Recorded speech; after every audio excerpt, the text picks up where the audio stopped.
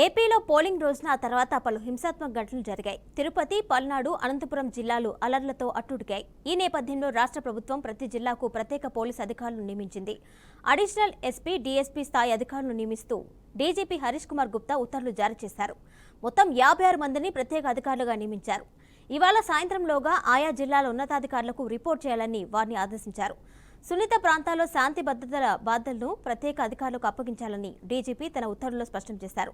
సమస్యాత్మక ప్రాంతాల్లో ఒకటిగా ఉన్న పల్నాడు జిల్లాకు 8 మంది పోలీసు అధికారులను కేటాయించారు. వారిలో 6 అదనపు డీఎస్పీలు, ఎస్పీలు ఉన్నారు.